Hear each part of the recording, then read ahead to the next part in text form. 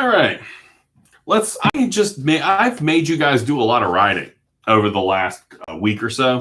So we're just going to kind of relax and take our time today because I want to point out some stuff from an earlier lesson. We talked about passive verbs, and I asked you to write a post where you were reviewing a music video, and I asked you to not use the passive verbs.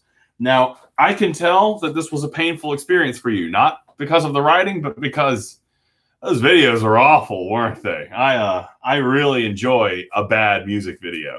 Now, I have picked out 3 examples where you guys ended up using some passive verbs. I don't want you to feel like I'm calling you out at all. In fact, this is kind of what I wanted to happen. And I wanted this to happen for 2 reasons. One, this is difficult. You're not even going to realize you're using them. I can try to avoid using it, and I'll end up using them anyway. It's still something I have to kind of be careful about. So if you wrote one of the sections I'm talking about today, don't feel bad. This was for, a teachable purpose. You're still getting credit. In fact, I might give you a little bonus because you're going to be featured in the video as I try to talk about ways that we could edit sentences that are passive. Now, 2, also, remember as I do this, that for me, it's a lot easier to write actively than it is to go back and correct passive verbs. That being said, we do need to talk about this a little bit. What I would do is I would start listing verbs out.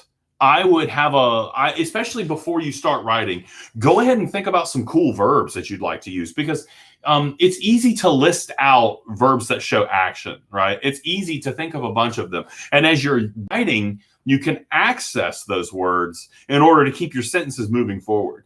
So it might be a good idea to give yourself, write down a whole bunch of them so that when you're writing, you can go back to those words as you're moving forward. And I think that could be a potential writer's block issue, right? It could help you get the writing out there. So without further ado, let's talk about 3 examples where a passive verb has come up. Oh, also, remember, you don't have to completely eliminate these. If you have a 10-sentence paragraph, you don't want to go over 3. That's where it's going to start becoming problematic. So if you have a shorter paragraph, you have to be even more careful.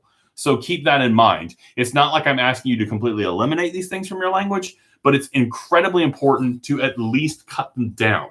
So my first example is from Tracy. Is it Arnett? I can't read my own writing. I'm such a wonderful English teacher. Anyway, let's see what she had to say. I thought I was listening to Tracy Chapman.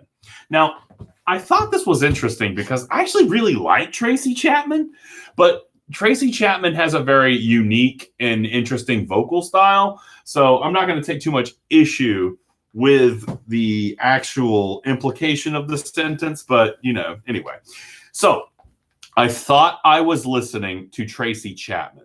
You're probably going to notice as I'm doing this that I kind of go to the same words over and over again. There's a context I'm trying to work with here, right? So you could fix this just by saying, the artist sounds like Tracy Chapman, or the artist reminds me of Tracy Chapman, right? That kind of maintains the involvement of the writer in it, sounding like Tracy Chapman. A verb like sound or seem is very universally useful here, but I really like sounds because we're dealing with a music video, and that actually speaks to what we're discussing. So that's a really good one. Let's see. Maurice Frazier. This may have been one of the funniest music videos I have ever seen. Now, also, again, let me say, everybody that I picked out, you guys did a great job with using some active verbs.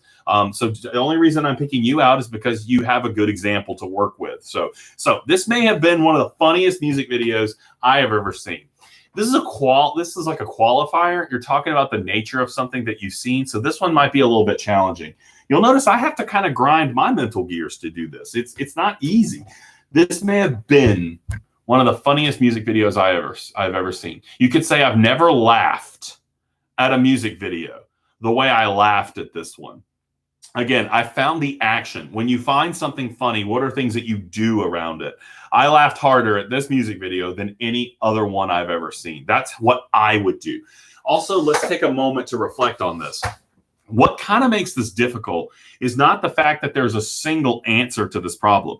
There's a lot of different ways I could rephrase this sentence to kind of maintain the meaning. So let me kind of demonstrate that. It was another way we could do it. You could say something like, I enjoyed this video for all the wrong reasons. Or here's a good one. I found this video very humorous. Again, that sounds a little Poindexter-y, but at the same time, you see there's a lot of different ways of getting around this idea. Now, the last one I picked out, it's just so stupid that I have nothing nice to say. Great sentence. The only problem here that I want to point out is a very pesky word. That's by James Reynolds. Thank you, James. I'm going to writing this down. The word, it's just so stupid that I have nothing nice to say. This is a sneaky one, and I was hoping I would see one of these, and that's the word it's. IT''S. Remember that. IT''S is a contraction, which actually stands for it is. So it's, in this instance, is actually an example of a passive verb, and sometimes students miss that. I was really hoping that one of you guys would use that construct so I could use it, so I could talk about it naturally. Thank you, James. I appreciate it. In fact, you know what? For a video like this, I think being featured in a David Bailey video should probably reward you some extra points, right? I think that's a really good one because this was really useful. Now, so much learning comes from when we, stumble into something. It's good to be open about these things. So anyway, you guys have all earned extra points today. Now, how do we fix this? Or how do we avoid the passive verb? There's nothing wrong with these sentences. These sentences are grammatically correct. But let's think of it more of as like strengthening them, right? It's just so stupid that I have nothing nice to say. Yeah, again, mental gears. You know, it's one of my favorite things on planet Earth when you're thinking so hard it looks like it's taking actual effort. Like when people are, oh man, like, are you thinking or are you trying to poop? Right? It's like, I should go back and refilm the whole video because I mentioned poop, but I'm going to keep going because I'm cool like that. Anyway, this is a hard one. It's just so stupid. I have nothing nice to say about it. You could say, again, this is kind of copping out because I've done this before. I find this so stupid. I have nothing nice to say about it. A lot of times those constructs are kind of very universal ways of fixing something like this. I find it stupid. It seems stupid is a little weaker. Or the stupidity of this video. You see what I've done there? I've made the video stupid itself. The stupidity of this video takes away my ability to say anything nice about it. That's pretty good. The stupidity of this video takes away my ability to say anything nice about it. Now, again, let's reflect for a minute.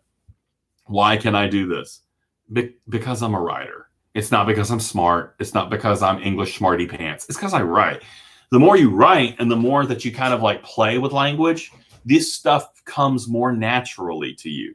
I'm sure there's a lot of you right now who would really struggle to come up with different ways of solving that sentence. The fact that it took me a few minutes of actually racking my brain, like you guys come to this class, you're not experts. It would be kind of completely counterintuitive to have a bunch of experts in my class.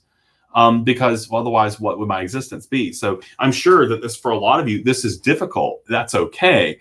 So one of the things we might do moving forward, especially if this is a problem for you guys, we might do videos like this every once in a while where I just go into your writing and I share examples. And anybody who gets shared in my videos gets a bonus. Let me know if that's something that you would like, because I am kind of just sort of taking this on myself to say, hey, let's talk about these examples.